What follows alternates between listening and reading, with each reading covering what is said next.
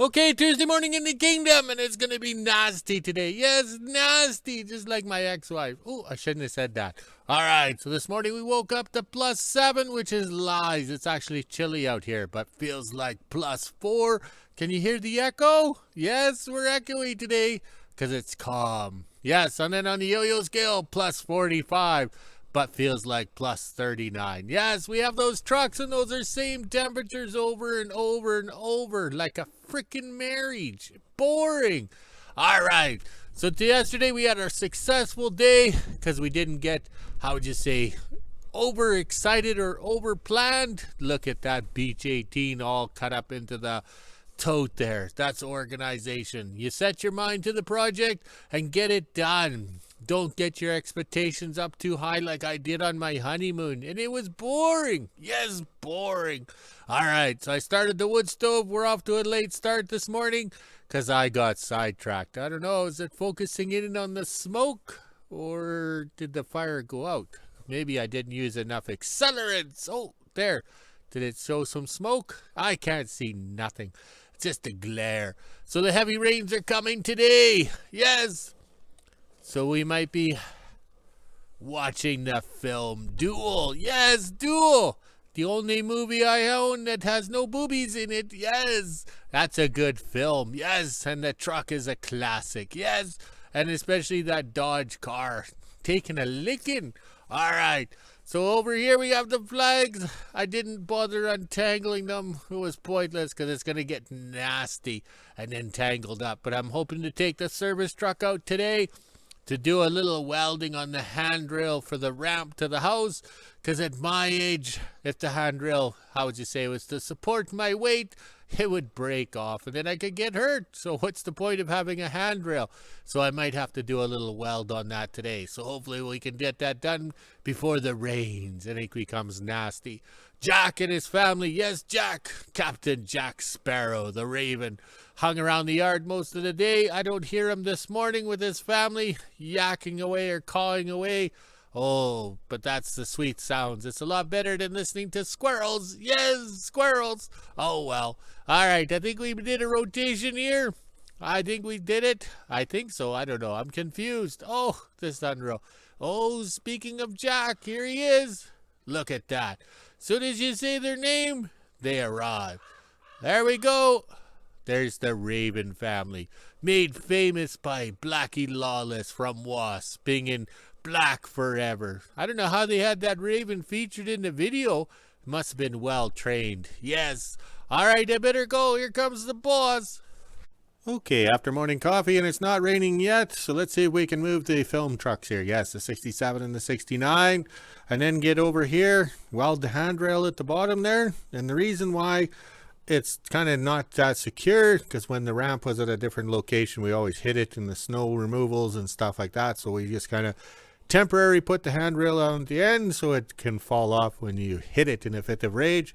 And then we got the pipe down there from the hose shack, and we're going to mount it up there to get the wire high enough that I don't hit my head every time I walk down the ramp. All right, let's see what we can do. Maybe we'll set the tripod up with the Me phone to record this great event.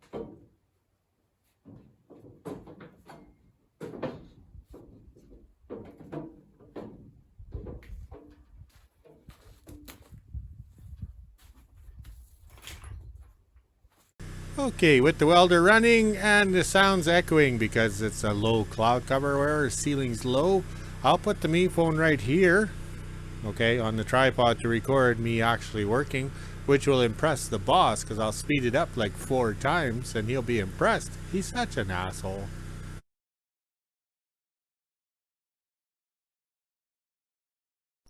Okay, that went rather well. Very pleased, and see we make it so that handle or this part of the handrail can be ripped off. Also too, we're true Canadians, that's why all the duct tape holding it together. So now it's nice and sturdy, so when I drink too much and have to walk up and down the ramp, I'm not tripping and falling or falling off. Okay, so over here, I lucked out. I didn't have to cut the post. I just slid it in the slot hole there and made it level. Not straight, level, okay? Or whatever. Because it's straight to the world, but not to the container, because the container's at a slight angle. All right, so let's set the me phone up again on the tripod, and we'll park everything back the way it was, hopefully in that order.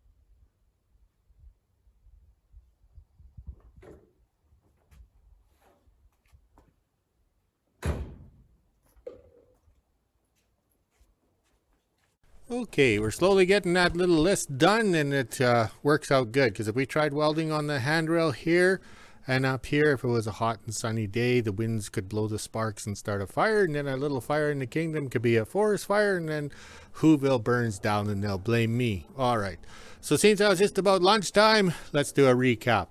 40 years ago, in 1984, I was in high school. Yes, and I was driving a 67 Chevy. Yes, I pieced it together. That's why the Chevy truck is painted white. As you can see, it was a maroon. I don't know, I'm colorblind, so it's a different gray. All right. But in high school, I had a 67 Chevy that was rusted out. We put doors off a parts truck on it, like this truck was pieced together. All right.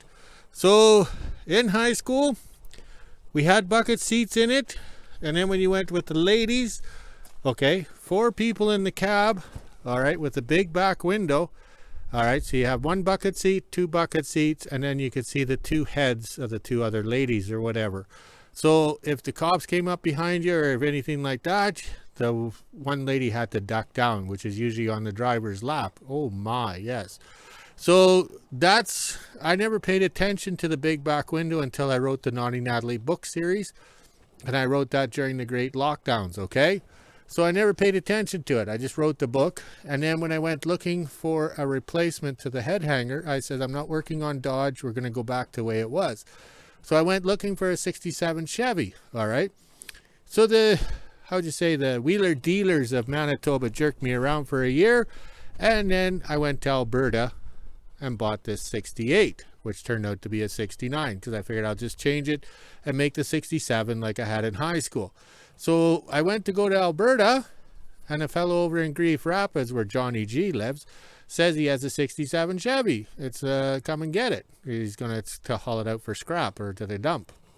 So I went over there to take a look at it, and sure enough, it's exactly what I had in high school. It has the big back window, which I found out in the year of trying to purchase one here in Manitoba with the local hillbillies, or not hillbillies. That's too much of a negative term towards the hillbillies. All right, the fly-by-night salesmen. Yes, let's not insult the hillbillies, because they're good guys. They made the Mountain Dew. All right, so this truck over in Grief Rapids had the 3 on the tree, exactly like I had in high school, and we put the floor shifter in right there. So in high school, my truck was just as rusted, as you can see on the floor. Oh, I can't see my feet. Okay. But that's the way it was. We stopped driving the truck, I think, in 85 or 86 because of the rust. And now I have, 40 years later, fixing a truck, which is just, has more rust. But we're setting it up just like the way it was back in 1984, okay? And we gave up on these gauges here because they're pointless. They're over 60 years old, or 50, close to 60 years old.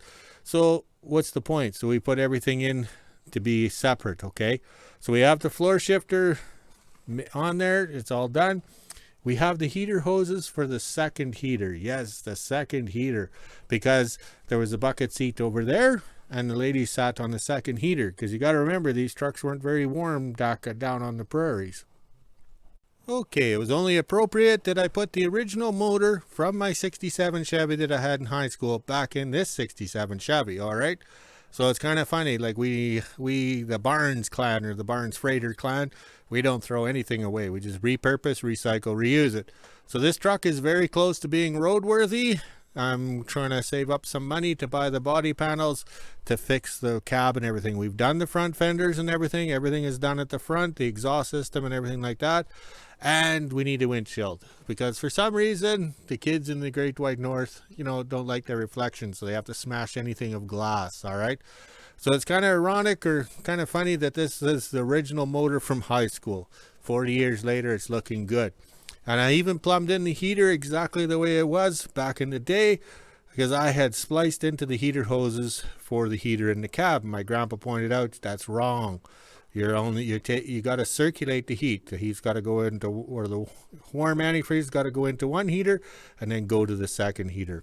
And we have the HEI ignition, because back in 1884, that was a godsend and hard to get. Like, you just didn't get it on Rock Auto and have it shipped. Dad had to find somebody, or somebody that, had a smashed up car to get the HEI. So that was a godsend back then. So we could drive in the snow, we could drive everywhere. And also too, the air cleaner back in the day, that's not the proper one, had the snorkel tube go right onto the exhaust, so that way it was sucking hot air. So we could travel in a snowstorm from Winnipeg to Brandon when the road was closed back in the day, and we had no troubles. And I credit the air cleaner and the way it was set up with the heater. Plus, Dad made us run knobby tires all around. So that was a thing that he, for some reason, because everybody had smooth tires on the front and knobby tires on the back for you put on for the winter. But for some reason, Dad made us have knobbies all around, and I bought those brand spanking new, and that's what gave the truck the steering in the snowstorms. I wrote about that in the third book of the Naughty Natalie series, about driving this truck in the winter of 85, I think it was. Yes, 85, and what we did with this poor Chevy truck. Okay, the 68 in Alberta that I bought, I'm a man of my word because we're English, and I honored the agreement even after I had the ownership of this one and sitting in my yard, which worked out good because it was a test run and getting this one home. So I went to Alberta and got this one. So we have a YouTube video which I'll include in the description and on the end screen. Yeah, I'm learning that end screen. All right, but the thing is we went out to Alberta, got this. The fellow did exactly what it was required. The tow bar bumper was off, the tow bar hitch was ready to go, so we bolted the tow bar on and flat towed it. Everybody says, why would you flat tow a vehicle? Well, the roads are so freaking rough. Towing an empty trailer to Alberta would just shake the crap out of me. And I was driving that Tahoe, or 2013 Tahoe that Sir Rodney bought for us, and the trailer would just shake the shit out of us. This here, flat towing it back to the kingdom, I think it was 13 or 1400 kilometers, I think it was. I forget what it is. It's in the video. This thing towed like a dream. It was smooth and easy on my back, so that's the way we did it. Plus, the thing had to roll when it got here, so we made sure it rolled. All right, so here's the motor that was in the 67 Chevy. All right, so we put it in here. This came with a 283 V8 in it with the automatic. We've left the automatic in it, okay? And this motor here, we're slowly getting it revived, okay? So the fellow stopped driving it because it had, I would just say, rear oil seal leak. So we replaced that and everything when we switched out the motors. So we bought a lot of new parts. And this one here has the upgraded HEI, okay? So we've done all the wiring. We ripped all the wiring out that's, you know, close to 60 years old. So that's what we're doing. And it has everything is the same with the heaters and such like that. Okay, one of the first things I learned a long time ago up here, the Great White North, I mean the Wilderness, Alaska, or Northern Manitoba, is anything with a tail light with a bulb sucks. So we went for the trucker's lights on the back here, and this is when I bought the Hobart Handler 100. So I was learning how to do the MIG welds and stuff like that. So the back of the box, everything is basically done, okay? So we have the exhaust on it and everything, so it's almost ready. So it's the same thing. We need the windshield and a few little body panels and stuff like that. But we're very pleased how this turned out. We worked on it most of the month of August of last summer. And to make it look like a 67, you got to fill in the marker lights, okay? But like we tell everybody, I'm not a body man. We just filled it in. They can, cover it up. But the main idea was to get both these trucks painted white. So we call them film trucks. Because if my Naughty Natalie book series becomes films, okay, these will be featured in the film, okay? Because you have a 4-book series. I haven't released the 4th book yet. But 4 books equals a good movie, and it's the 80s growing up, and it's fun times. So we got this one just about ready to go. The gas tank is in the sheds, done, and Sir Rodney sent us those seats. So this one has the same problem as the other one. It has great ventilation or whatever. But the dash and everything set up all the same. And we don't mind having an automatic. We say it's going to be the staff's vehicle. But if these are film trucks, the actors can't drive standards, okay? So we can put a floor shifter on the floor there to make it look like a standard or whatever, and hang a clutch pedal down here. But the whole idea is to have film trucks ready. So we need 237 Dodge hot rods, we need 267 Chevys, and a few other items, and then they can film my books. Also too, one of our trademarks in the Great White North, Wilderness, Alaska, but in Northern Manitoba, is the vertical exhaust pipe. So when we were in high school, the exhaust ran out the back. We just dumped it out at the back here, okay? But this one here, we did it nice. And Sir Rodney got us convinced on these flex clamps and these wrap clamps, okay? So that works out very nice. And these are the only vehicles in the kingdom that have mufflers. Yes, how did that happen? Okay, so yes, as we say, everything. All right, let's scroll this way. Even the 48 Chevy sedan delivery, which my dad bought in 1974, the first thing we did when we got it up here after 32 years of storage was paint it black and put an exhaust stack at the back. Yes, because how do you drive these things in the winter with all the exhaust fog? And we put the mirrors off of a 68 Chevy on. Yes, because how the frick do you see? Because you sit in this vehicle, you're down low, and it's hard to see. So that was the best thing we did, was put the mirrors on, so everybody thinks we're big time truckers. Oh wait, I was on Ice Road Truckers. Yes, 15 seconds of fame. All right, let's go have some lunch, and then we'll see if it's going to rain this afternoon. Okay, coffee time in the kingdom, and I've been hiding in the shop after lunch. Yes, so look at how hot it is in here. It is freaking warm. It's saying about 75 degrees Fahrenheit, but it's humid, like the dampness in the shop because of all the moisture. So it's just like being, I don't know, in Toronto. I remember going to Toronto one time and it was so humid and hot. Okay, so when we did the 45 Chevy truck back in 2022, we knew the 46 was going to have this too. So they're basically the same cab style, everything. So I had the aluminum cut out, marked and everything, and I circled the holes, but I never cut them because I had great troubles with the piece of shit plasma cutter at the time, and you don't use the hole saws. Yeah, if you want a large or a hole in the aluminum, start off really small, and by the time the thing wiggles and zings around all over the place, it'll be the right size. So I used everybody's ready for it, the Pro Point 38 Plus from Princess Auto, but with a new tip in it. Yes, with a new tip, and I was able to cut my circles. Okay, so I cut the circles and I cut them smaller, and then I trimmed it out. Okay, and then with the plasma cutter, I'm able to go back and trim. See, the speedometer here, you can't make a mistake because there's just a little bit of a chinny chin there for it to sit on. So if you cut the hole too big, you're screwed. All right, so I'm very pleased how this turned out. So the whole object of this was to get the temperature gauge in so I can mount the temperature gauge back in the truck and then put the antifreeze back in. Yeah, because you have to take it out to get everything done. So this is turning out good. Plus, you only get one try, one shot at this, so you can't waste your time. This is what, the 6th time I've mounted on aluminum or with these Speedos, because the 46 has the 48 Chevy sedan delivery and the 67 and 69 have them. Plus the 45, and one other place we used a lot of aluminum. But as soon as you start trying to die grind and grind aluminum, look at this. Everything bungs up, just like the wife's cooking. Yeah, so then it needs to become useless, like totally useless. They don't cut or anything. So you have to go find steel and buff them on steel, or have more cutting or die grinders and grinding bits and stuff like that. So I got lucky. It all fit the first time around. So now we can go to the house and have a victory drink, because now we got this dashboard ready to be installed. Okay, end of the day, we got the the gauges temporarily mounted in. We didn't wire them in except for the temperature gauge isn't wired in. It's still right there, so I can run it properly. But the staff showed up just in time to help me feed it through, and the gauges work good. It's a little tight, but that's all we can do. All right, let's go check on the flags. Tuesday morning in WHO-ville, and it's just after 9 a.m. and I'm getting ready for work. As you can see, there's not much of a sun this morning, and it is getting pretty nasty out there. You can kind of see some rain off into the distance. It was raining last night as well, and then it stopped. Now it's time to head inside, let the dogs out, and get ready for work. Almost 10 a.m. and I'm just heading to work now. It has started to mist out here, but not much of a rain yet. I'm sure when I'm at work it'll start pouring. I don't think we'll be doing anything in the kingdom today, but let's head inside, let the dogs back in, and get to work.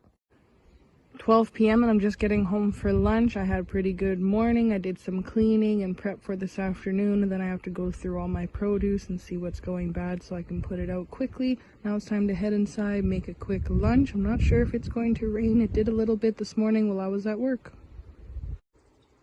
Almost 1 p.m. and I'm just getting ready to head back to work. I had soup and a sandwich for lunch today, and as you can see, it is pretty windy out here. It's kind of cloudy and it feels like it's going to rain. If it gets cold enough, it might even snow again because our weather is strange. Now it's time to head inside, let the dogs back in, and get to work. 4 p.m. and I just made home from work. I did a little shopping while I was there as well. They had a bunch of bacon on sale for 50% off, so I grabbed 2 of those. As you can see from my receipt, it was $13.50, but on sale it was $6.75, and I bought 2 of them. So for the price of 2, it's the original price on sale. Nothing's wrong with it, just the best before date is tomorrow, so we can throw it in the freezer for the weekend. They also had a few things on sale today, so I grabbed a couple. There's mushrooms in there, we got some tomatoes, there's even a few things in this bag over here. In total it was $130, but I also saved $39, so I think that was a pretty good deal. Now it's time to get the quad out and head on over to the kingdom. 4:30 and I made it to the kingdom and put all the stuff away, and of course right when I get here it started to rain, so now I'll head on down to the shop and see what my dad's up to. 5 p.m. and I'm officially done in the kingdom. We're not doing anything today. My dad's just tinkering around in the shops. Now I'll head on back into WHO-ville and do the weather. Just after 5 p.m. and I made home from the kingdom. Now it's time to put the quad away, let the dogs out, and then do the weather. As you can see, it has stopped raining, but it is pretty windy out here today. 5:30 and this is the temperature we're sitting at today. It's 12 degrees Celsius, which is 53 degrees Fahrenheit. We even have the feels like on the bottom. It's been pretty chilly out there today with this wind. Not much of a sun as you can see, and it's starting to rain again. Now it's time to head inside, let the dogs back in because it's pretty wet in the pen. I can hear them crying, make supper, and end my day. Okay, end of day, 5 o'clock, we're quitting. I don't know where the rains are, it's just spitting. Very disappointed. If I'd known it was not going to rain all day, I would have spent the day outside. But I got little things done, loose ends, and I'm very pleased. At my age, any little thing we accomplish is a good thing. Okay, we have the Jack and his family, or his siblings, in the background over here, squawking and everything, because I know it's quitting time. And then I'll walk the dogs and give them a dog treat, and then they'll swoop down and eat what the dogs don't eat. All right, so look at the trucks. They're looking good. Hard to believe these 2 trucks were together back in 1983 or 82, back down in Alexander, Manitoba, when I grew up in the pink house. So they're still together after all these years, another 40 years, I guess. Yeah. All right, let's look at the flags. They're looking good. Let's go walk the dogs, drink some beer, make a video, and relax. And hopefully the rains come. This is terrible. Oh well, talk to you later.